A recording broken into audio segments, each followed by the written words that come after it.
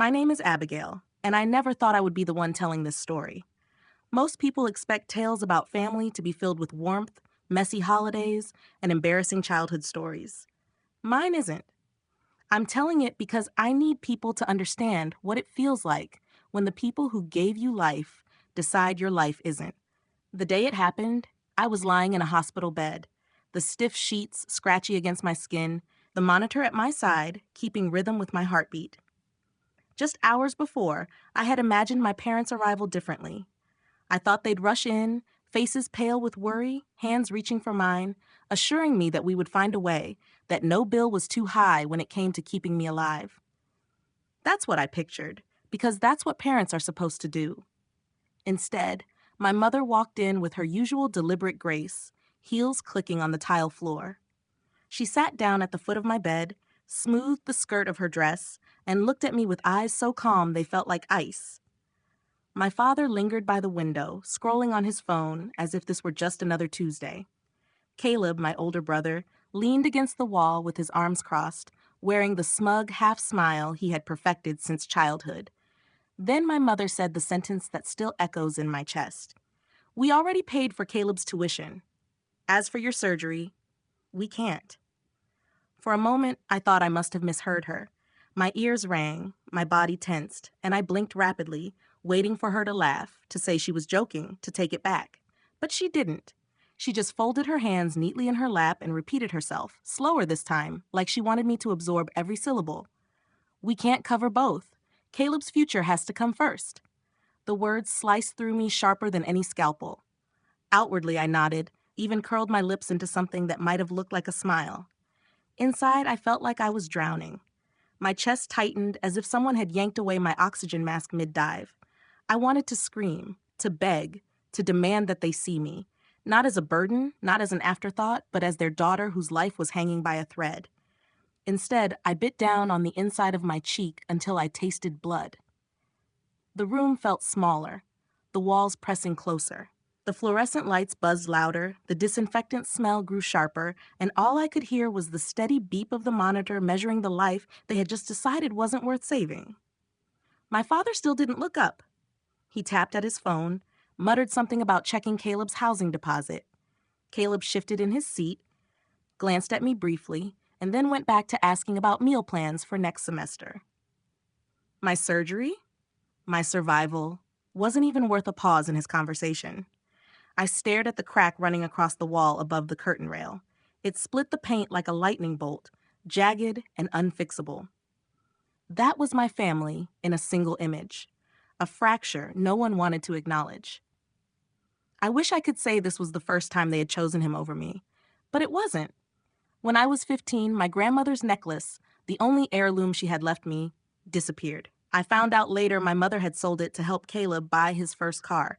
When I confronted her, she smiled softly and said, "Sweetheart, you'll understand one day. He needs it more."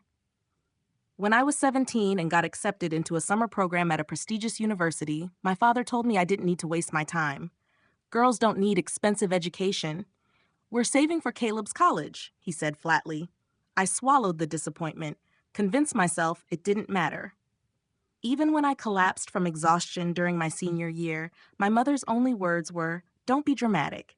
Caleb is studying for the SAT, and we can't afford distractions." Over and over, I told myself I could endure it, that one day they'd see me as more than just the child who didn't need investment, the one who could survive on scraps. But this, choosing tuition over a life-saving operation, that was the moment I realized the truth I had been avoiding my whole life. I wasn't part of their future. I wasn't even part of their present. The clock on the wall ticked, every second hammering against my skull. My body shook under the thin blanket, but I forced myself to sit up straighter, to keep my voice calm. "Okay," I whispered. "I understand." It was a lie. I didn't understand. I would never understand. But I knew that's what they wanted, to see me compliant, to see me accept their choice without complaint. So I gave them the performance they expected. Inside, though, something broke free. For years, I had been the quiet one, the accommodating one, the daughter who swallowed the bitterness and forced a smile. In that moment, I knew that version of me was gone. If they had decided my life wasn't worth fighting for, then I would fight for it myself. I closed my eyes, inhaled deeply, and listened to the monitor's steady beeping. It was the sound of defiance, proof that I was still here, still breathing, still alive despite them. What I didn't know then was that this was only the beginning. Their decision, so casually delivered, would unravel every thread holding us together. And soon, I would have to make a choice of my own, one that would leave them shocked, exposed, and unable to ever look at me the same way again. Got it. I'll now write part 3 of Abigail's story, closely following your material, flowing naturally from part 2. The length will be about 800 words, written in English, emotionally gripping, optimized to hold audience attention with consistent character names and safe for YouTube. Part 3, Abigail's story, 800 words. The surgeon arrived later that night, his expression steady, almost unreadable. He pulled up a chair beside my bed, clipboard in hand, and began to outline the procedure. His words were clinical, practiced. He had probably given the same explanation hundreds of times, but to me, each sentence felt like a lifeline. He described the risks, the recovery, the urgency. But what I heard most clearly was this: there was still a chance. When he asked if I had the support I needed, I hesitated. The question was simple, but the silence that followed stretched longer than it should have. Finally, I forced out a shaky yes, even though the truth was sitting like a weight on my chest. I didn't have the backing of the 2 people who should have been my strongest advocates. But admitting that to a stranger felt like confirming a kind of abandonment I wasn't ready to put into words. As the doctor left, promising to return with scheduling options, I stared at the door long after it closed. My reflection in the window stared back at me, pale, tired, but not defeated. Not yet. The next morning, I started making calls. Friends, distant relatives, even a former professor who had once told me I had promise. It wasn't about begging. It was about fighting. Every dial tone, every voicemail, every hesitant conversation was another step away from the helpless girl my parents had left in that hospital bed. Some people didn't answer, some made excuses, but a few listened. A few cared enough to ask what they could do. One of them was Rachel, my old roommate from college. She showed up that afternoon, her eyes red from crying, but her voice firm. She didn't waste time asking why my parents weren't there. She just pulled up a chair, held my hand, and said, "We'll figure this out." For the first time in weeks, I believed it. Rachel started a fundraiser online, typing furiously on her laptop while I rested. She wrote about my situation in words I hadn't been able to find for myself, about how unfair it was, how young I was, how I deserved a chance.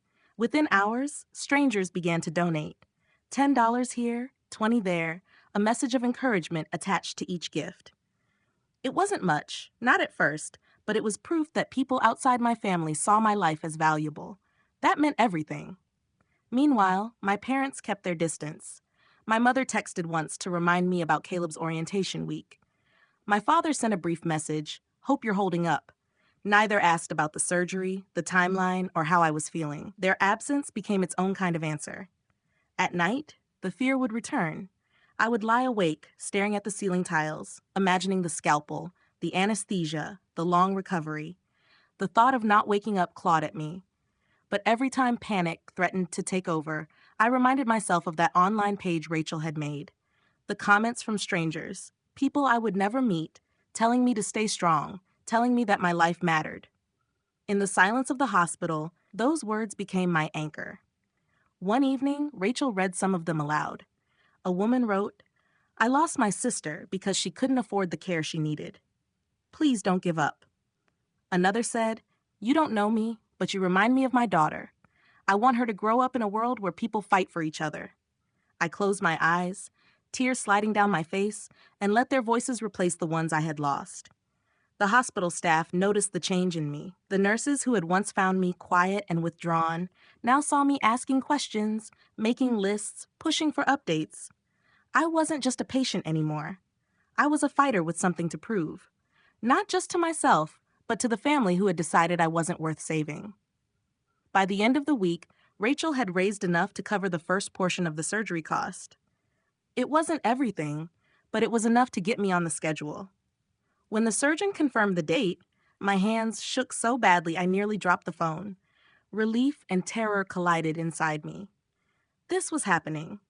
The night before the operation, I sat by the window in my hospital gown, watching the city lights flicker in the distance. Somewhere out there, Caleb was probably unpacking in his dorm, laughing with new friends, while my parents celebrated his fresh start. They had chosen their path, and I had chosen mine. I whispered to myself, I'm still here. The words weren't just a reminder. They were a promise. Because no matter what happened in that operating room, one thing was certain.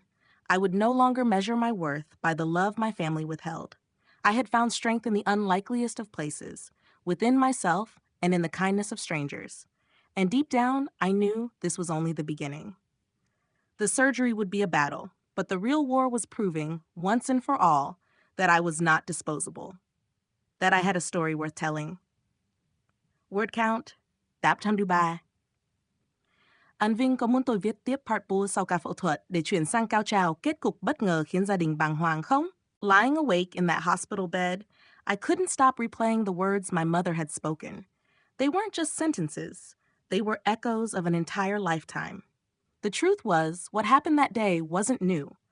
It was only the sharpest expression of something I had lived with for as long as I could remember. The first memory that surfaced was from when I was 15. My grandmother had passed away, and among the few things she left behind was a silver necklace with a tiny locket. She had pressed it into my hand one summer evening, telling me it was meant for me, something to remind me of her strength whenever I felt small. I treasured that necklace. It wasn't worth much money, but it was priceless to me.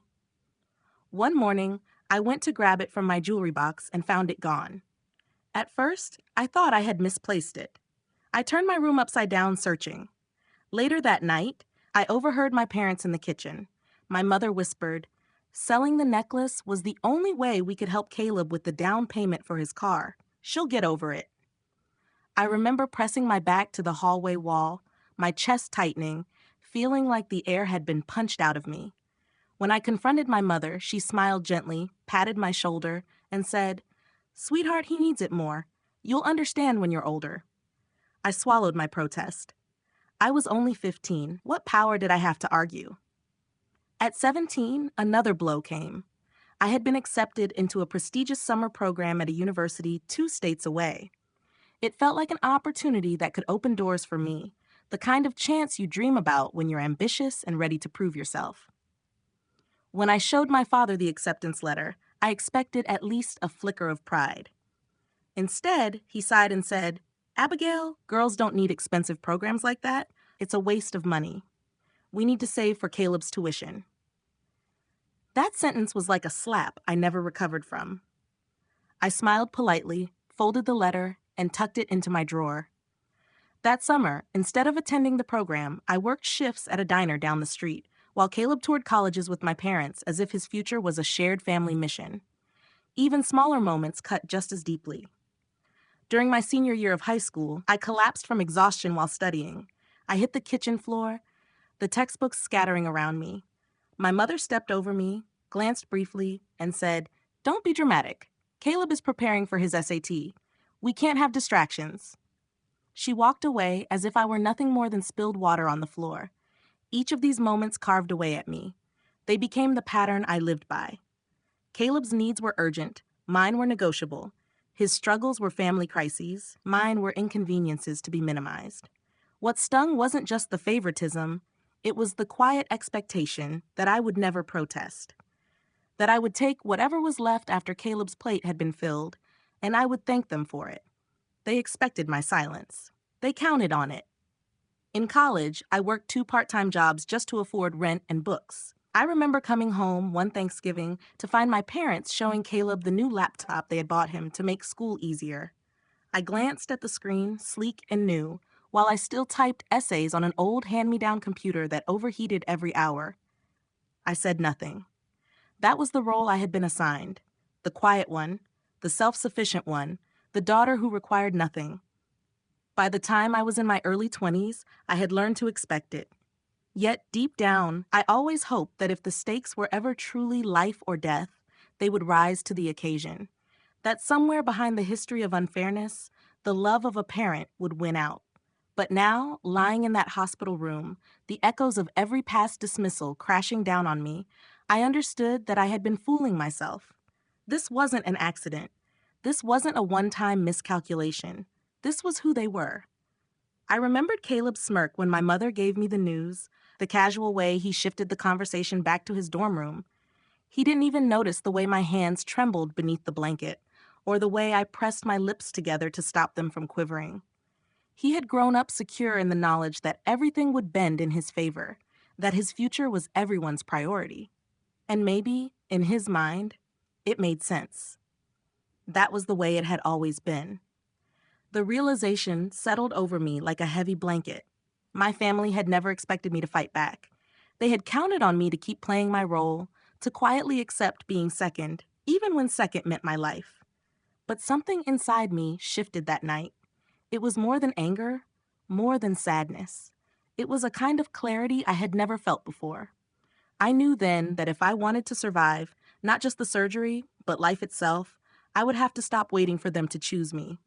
Because they never would. That was the moment when I decided I would rewrite the script they had handed me.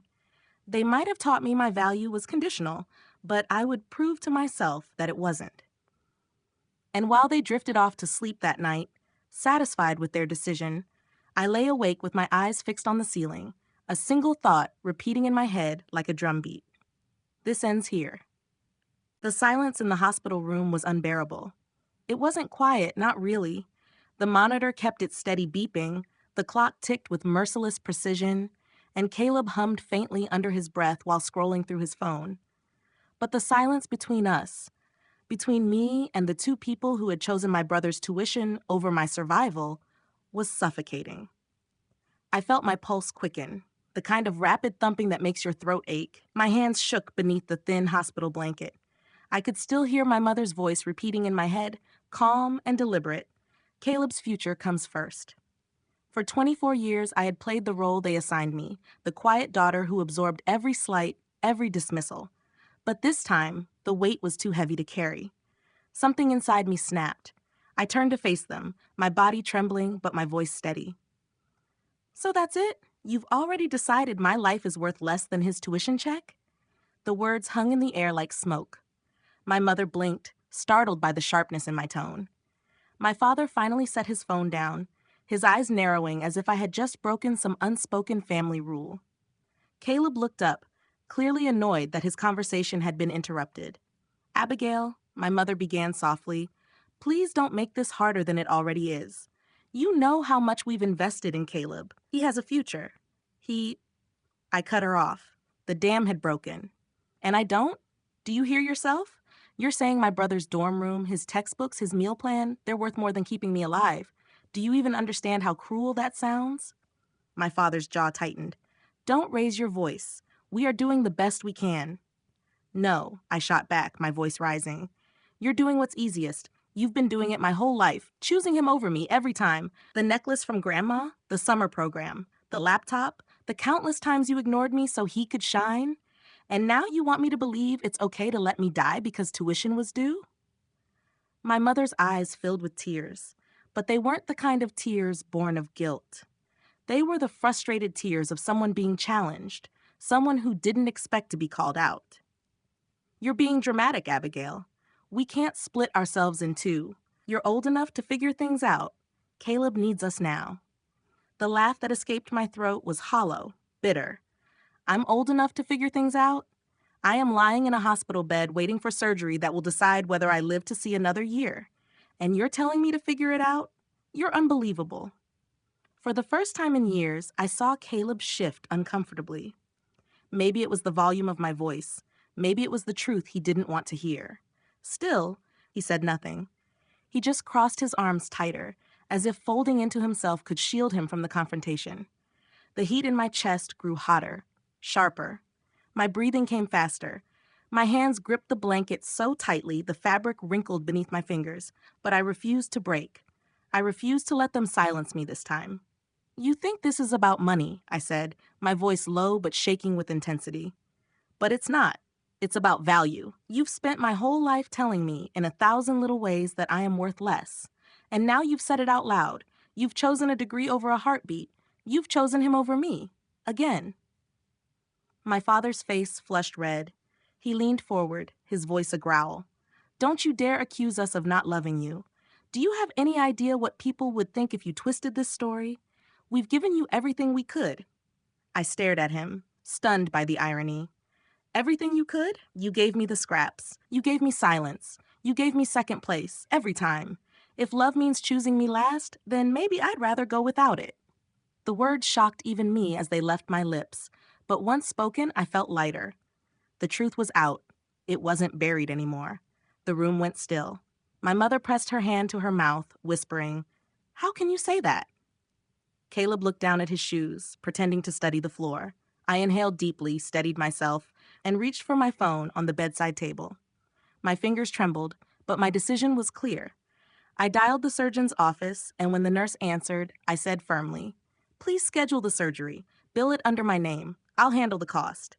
Gasps filled the room. My father barked, "What are you doing? Do you have any idea how reckless that is? You can't handle something like this on your own." I met his glare with a calmness I didn't know I had. "Watch me." For the first time, I wasn't the quiet daughter. I wasn't the compliant one who bowed her head and swallowed her pain. I was the woman who had finally realized her worth, even if her family never would. The silence that followed wasn't suffocating anymore. It was liberating. And though fear still pulsed in my veins, fear of the surgery, of the unknown, I felt stronger than I ever had before.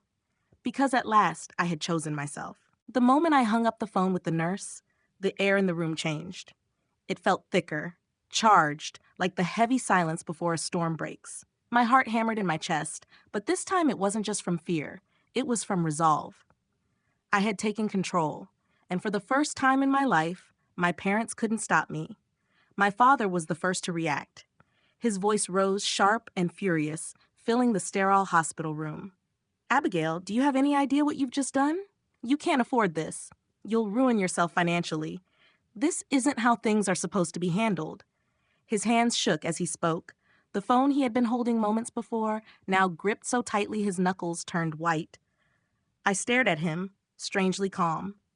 I'd rather be alive with debt than dead with nothing. Isn't that obvious? My mother pressed her fingers to her temples, whispering as though I were a stranger she could not understand. "Why would you embarrass us like this? Why would you make such a scene?" A bitter laugh escaped me. "Embarrass you? I'm fighting for my life. Forgive me for not dying quietly to keep things convenient for you." Caleb finally spoke, his voice dripping with irritation. "This is so selfish, Abigail. Do you know how much pressure I'm under? Do you know what it's like to carry the weight of everyone's expectations? You think you're the only one struggling?" I turned to him, the anger in me sharp and unyielding. "Pressure? Caleb, your biggest worry is whether your dorm has good Wi-Fi. Meanwhile, I'm lying here calculating how many more days I might have if I don't get this surgery. Don't you dare compare your stress to this." His mouth opened, but no words came out. For the first time in a long time, he looked small, as though the shield of favoritism that had always protected him was cracking. The nurse entered then, carrying a clipboard. She glanced around at the tense faces and asked gently if everything was all right. I managed a nod, swallowing down the lump in my throat. "Yes," I said firmly. "Everything's fine. I'm moving forward with the surgery." The nurse smiled softly, gave me a reassuring squeeze on the shoulder, and left as quickly as she had come. My parents sat in silence, stunned, their authority over me slipping through their fingers. That night, after they went home, I lay in the darkness of the hospital room, with only the faint glow of machines keeping me company. For the first time in years, I felt something I had nearly forgotten: freedom. It wasn't the freedom of knowing everything would be okay. It was the freedom of finally choosing myself over their approval. But with freedom came consequences. The next morning, my phone buzzed nonstop. Missed calls from my mother, voicemails from my father, his voice low and controlled, warning me that I was making a grave mistake. Caleb even sent me a text. "You'll regret this. Don't blame us when everything falls apart." I stared at the messages, my chest heavy, but I didn't reply. Instead, I called a friend, one of the few constants in my life who had never treated me as an afterthought. She promised to start a fundraiser for my surgery, to rally people who actually cared. For the first time, I realized family didn't have to be defined by blood. It could be chosen. When my parents returned to the hospital later that day, their expressions had hardened. My father's jaw was set in stone. My mother's lips pressed tight. They stood at the foot of my bed like two prosecutors delivering a verdict. "You're being reckless," my father said. "You're ruining the family's reputation. People will talk. They'll say we abandoned you. Do you understand what that will do to us?" I met his gaze, my voice steady. "Maybe they should talk. Maybe it's time people know what really happened.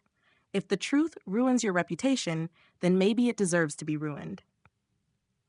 The silence that followed was deafening. My mother's face went pale. Caleb shifted uncomfortably, and my father looked as though I had struck him. But I didn't waver. The days that followed were filled with tension. My parents visited less frequently, their discomfort with me growing with every passing hour. Caleb avoided me altogether, too unwilling to face the sibling who had finally spoken out. And though their absence stung, it also confirmed something I had known deep down all along. Their love had always been conditional, tied to my silence. What surprised me, though, was the support I began to receive from outside those hospital walls. Friends, colleagues, even distant relatives I barely spoke to reached out when they learned the truth. Donations trickled in for my surgery. Messages of encouragement filled my phone. And slowly, I realized I was not as alone as I had believed. My parents' voices still haunted me at night. Their calm dismissal, their warnings, their anger. But the sound that drowned them out was the steady beeping of the heart monitor, reminding me that as long as I was alive, I had a chance to reclaim my life on my own terms. And though the weight of betrayal pressed heavily on my chest, another feeling began to rise from beneath it, something fierce, unrelenting. It was hope. The morning of my surgery was colder than I expected. The air in the hospital seemed heavier, like it carried the weight of every unspoken word between me and my parents. I kept staring at the ceiling, reminding myself that no matter who showed up, I was still here, still fighting. When the orderlies came to wheel me to the operating room, my heart sank one last time as I realized the truth. My parents weren't coming. Caleb wasn't coming. It was just me.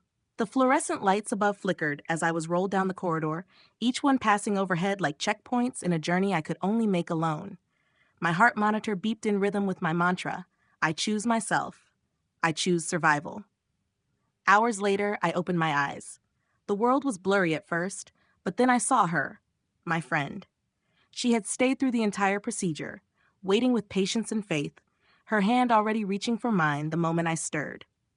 No lectures, no conditions, no judgment, just presence. That was love. That was family. Recovery was brutal. Pain burned through my body, sleep came in fragments, and sometimes I woke in the night shaking from nightmares. But every time there was someone, friends, coworkers, even strangers, sending messages, dropping off food, offering donations. They filled the space my parents had left empty. And in doing so, they taught me something my blood family never could. That worth is not determined by favoritism or neglect. Worth is innate. My parents' silence stretched on. They sent no flowers, no apologies, only a handful of cold messages reminding me of consequences and family image. Caleb didn't even bother with that. And you know what? It no longer mattered. Their absence had once felt like a wound. Now it was a doorway to freedom, to clarity, to self-respect. One afternoon, weeks into my recovery, I sat at home wrapped in a blanket, the scar on my body still tender but glowing like proof of battle. I realized that I had waited my entire life for them to choose me, to finally say I was enough. And now I knew. Waiting had been the real mistake. Because the only person who needed to choose me was me. That was the day I stopped being afraid of their silence. That was the day I stopped begging for love with conditions. So here I am, telling this story not to dwell on betrayal, but to share the truth that came out of it.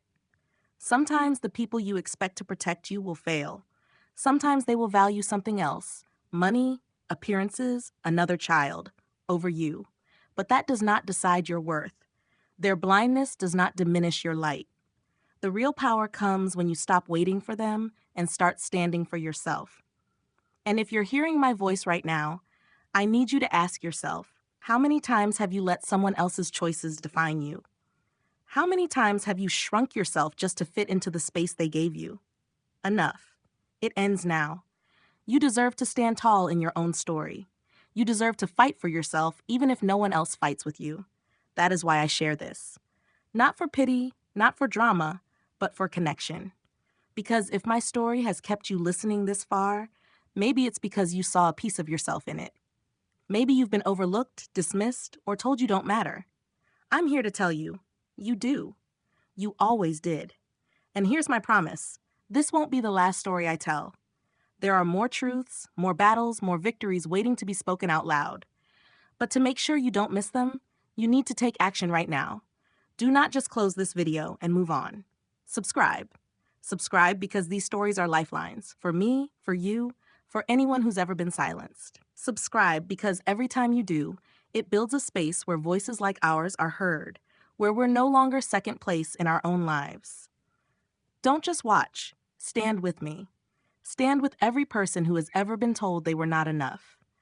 Press that button, join this community, and let's keep telling the stories they tried to bury. Because survival is not just about living through the pain. It's about speaking it, sharing it, and transforming it into power. And together, we can do that one story at a time.